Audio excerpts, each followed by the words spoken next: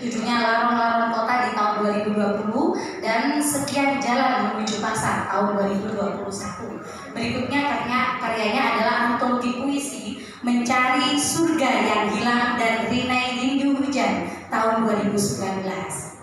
Selanjutnya ada komik anak ya, Jalur Rempah Semangkuk Ilmu dalam Contoh Ibu 2020. Kemudian Cergam Anak Jalur Rempah Ramuan Mujarab Mbah dan Jelajah Semarang di tahun 2021. Sedangkan prestasi beliau adalah yang keren gitu ya, presenter terbaik tingkat nasional Guru Didas Berprestasi Kemendikbudristek. Nah, program yang akan disampaikan dalam kelas berbagi ini, CGP itu merasakan keresahan. Kenapa? Karena sudah mulai lunturnya budaya daerah dan sudah masuknya budaya-budaya dari luar kepada anak didiknya. Tetapi dengan kolaborasi dengan seluruh sivitas akademika, CGP yang satu ini dengan daya dukung yang luar biasa gitu ya, mampu membuat sebuah program dengan nama Sebut Sepenpar. Nah, semakin penasaran kan? Oke, segera saja kita sambut Bu Ati Herawati untuk menyampaikan paparannya. Selamat menyimak.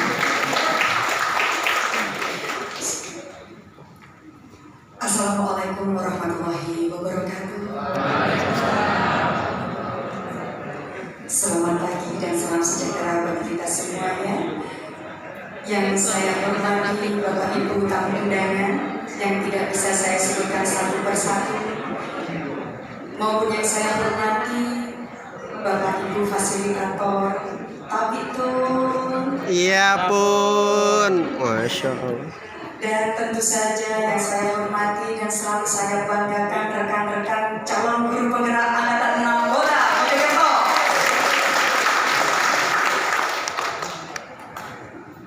Pada kesempatan pagi hari ini, mohon izin saya akan mempresentasikan sebuah program yang saya beri nama dengan Sebut Sepenpar.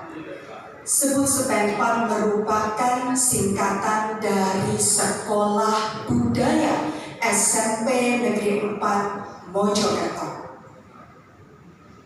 Sekolah Budaya SMP Negeri 4 Mojokerto merupakan sekolah yang menitik beratkan pada nilai-nilai budaya, baik itu budaya dalam wujud karakter maupun dalam wujud produk seni dan budaya untuk anak-anak didik di sekolah. Kenapa ada Sebut Sepenpar? Di latar belakangi dari mulai lunturnya budaya-budaya daerah, budaya-budaya dasar Nusantara yang menjadi identitas bangsa. Karena adanya kemajuan teknologi, kita bisa mengakses segala informasi dengan adanya era globalisasi, sehingga anak-anak mulai luntur untuk tahu dan melestarikan budayanya sendiri atau yang dinamakan dengan uri-uri budoyo. Kemudian adanya potensi daerah, aset daerah maupun aset di sekolah yang kami miliki di SMP Negeri 4 yang sangat mendukung adanya kegiatan Sebut Sepenpar atau Sekolah Budaya SMP Negeri 4. Selain itu, keinginan dari para wali murid, dukungan dari top manajemen atau kepala sekolah yang selalu memberikan dukungan kepada kami untuk terwujudnya pelestarian budaya di sekolah. Di samping itu, sebuah pengembangan gerakan literasi sekolah. Kita ketahui bahwa gerakan literasi sekolah ada 6 aspek, dan aspek yang terakhir ke-6 adalah literasi budaya dan kewargaan. Itu yang melatar belakangi saya untuk membuat sebuah program yang dinamakan dengan Sebut Sepenpar. Dengan tujuan apa? Yakni untuk mewadahi minat dan bakat murid khususnya di bidang seni dan budaya. Selain itu, supaya murid tahu dan mengenal akan budayanya sendiri. Kalau sudah mengenal, maka mereka mampu untuk melestarikan budayanya sendiri, budaya lokal, atau tadi yang saya sebut dengan nama uri-uri budoyo. Kemudian kalau murid itu sudah bisa melestarikan, murid itu mampu untuk bisa mempromosikan kebesaran apa yang dimiliki dari budayanya Untuk itu, sebagai dukungan untuk pihak sekolah, Sebut Spenpa merupakan sebuah branding yang dimiliki oleh SMP Negeri 4 Mojokerto. Bagaimana capaian dan langkah-langkah program yang akan dijalankan atau sudah kami jalankan di SMP Negeri 4? Yang pertama adalah dengan adanya pemetaan aset maupun observasi lingkungan yang mendukung adanya kegiatan Sebut Spenpa. Kemudian diskusi dalam rangka perumusan program, sosialisasi kepada warga sekolah, menjalin kerjasama dengan komunitas-komunitas yang bergerak dalam bidang seni dan budaya. Kemudian setelah dukungan diperoleh, maka yang paling penting ada pengimplementasian kegiatan tersebut dan pemberian apresiasi kepada murid. Jadi itulah langkah-langkah program yang kami implementasikan untuk program Sebut Spenpa.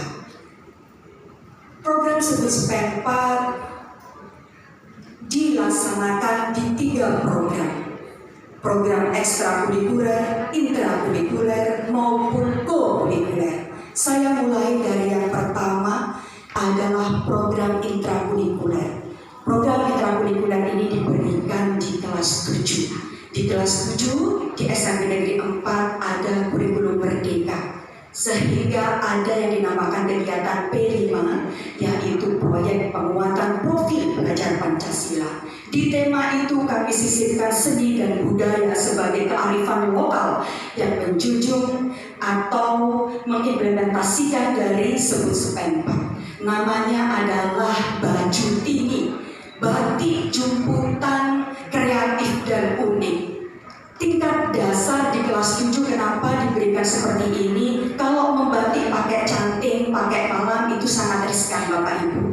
Jadi anak-anak diberikan kreativitas seni tapi yang sifatnya dasar. Dengan batik jumputan, anak-anak bisa memanfaatkan lingkungan yang ada di sekolah, biji-bijian yang jatuh dari pohon-pohon yang rindang di SMP Negeri 4 maupun kerikil-kerikil bisa dimanfaatkan untuk pembuatan batik jumputan. Kemudian ada penguatan di seni budaya lukis wayang beber. Jadi ini yang kami programkan untuk intrakurikuler di kelas 7. Untuk berikutnya adalah program kokurikuler. Mohon izin Ibu di slide berikutnya. Iya. Di kokurikuler ini kita kuatkan di kelas 8 dan 9. Di kelas 8 dan 9 penguatan ada di temporary museum, di mana anak-anak bergilir untuk bisa mengunjungi temporary museum. Temporary museum ini hasil kerjasama SMP Negeri 4 dengan Museum Gubuk Wayang. Jadi anak-anak diberikan pembelajaran di temporary museum secara bergilir. Selama 6 bulan, koleksi-koleksi ini akan berganti. Jadi kalau anak-anak melakukan pendidikan di SMP Negeri 4, anak-anak akan mendapatkan 6 kali pembelajaran yang ada di Museum Gubuk Wayang. Artinya dengan koleksi-koleksi yang berbeda, lukis topeng yang ditekankan di kegiatan kurikuler yang dilaksanakan secara klasikal di jam yang sudah terjadwal oleh kurikulum. Ibu dan Bapak, berikutnya adalah program ekstrakurikuler. Di SMP Negeri 4 ada 19 ekstrakurikuler. Untuk seni dan kebudayaan di sini ada 5, yakni ada penguatan di bidang karawitan, pedalangan wayang beber, lukis wayang beber. Mohon masih di slide yang tadi Ibu, pemandu budaya dan juga tari tradisi. Jadi di sini anak-anak bebas untuk memilih seni dan budaya sesuai dengan bakat dan minatnya masing-masing. Slide berikutnya Ibu. Seperti yang sudah saya sebutkan tadi, sebagai latar belakang adalah pengembangan literasi. Selain ada kegiatan ekstrakurikuler, intrakurikuler, dan kokurikuler, pengembangan GLS, di sini saya membuat sebuah karya yang tidak lepas dari budaya. Kalau biasanya anak-anak mengenal dengan karakter-karakter manga, maka di sini karakter-karakter wayang beber saya tampilkan untuk bisa memperkenalkan ke anak-anak inilah karakter-karakter yang dimainkan wayang beber.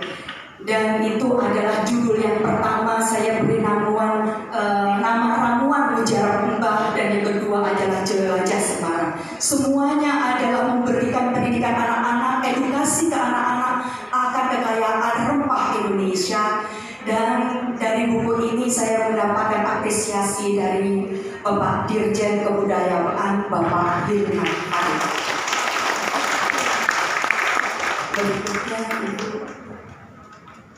Nah, di sini pengembangan literasi. Jadi kalau datang ke SMP Negeri 4 akan dilayani dengan baik anak-anak dari SMA, SD maupun ada di TK bisa datang ke SMP Negeri 4 untuk mengasah ilmu tentang seni dan budaya. Slide berikutnya Ibu. Inilah yang menjadi bekal kami untuk mengadakan Puskesmas atau sekolah budaya. Modal manusia, kami mempunyai modal manusia yang sangat mendukung adanya Puskesmas. Modal sosial, adanya komunitas Panji, bekerja sama dengan Balai Bahasa Provinsi Jawa Timur dan juga Dewan Kebudayaan Kota Mojokerto. Modal politik, kebijakan terkait pembelajaran, kemudian kebijakan pemerintah daerah. Kita tahu bahwa slogan dari Kota Mojokerto sendiri adalah Spirit of Mojopahit. Kegiatan-kegiatan yang berbau budaya seperti Olimpiade maupun Kemis Anjawani juga menjadi dukungan dan menjadi aset atau modal politik bagi kegiatan Puskesmas. Berikutnya Ibu, modal agama, kegiatan dan budaya seperti yang ada pada paparan, kegiatan seni budaya berkembang cukup signifikan dan mendapatkan dukungan yang luar biasa. Fisik kita punya temporary museum, studio alat musik untuk karawitan, perpustakaan, aula dan galeri pameran. Untuk modal finansial sendiri ada dana Posda maupun Posnas maupun partisipasi dari swasta maupun masyarakat. Bapak Ibu, kalau yang belum perso atau belum tahu, tapi saya rasa semua sudah tahu, inilah lingkungan kami yang saya bilang sebuah aset bagi kami untuk didukung. Inilah SMP Negeri 4. Kalau dari depan panjenengan sudah perso, sudah ada wayang-wayang beber, lukisan-lukisan dari modal manusia yang ada di SMP Negeri 4 Mojokerto.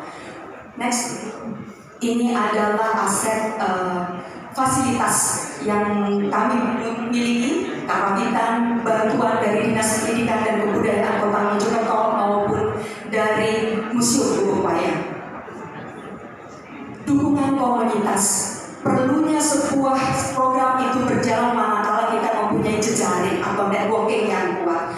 Untuk itu Puskesmas bekerja sama dengan komunitas-komunitas.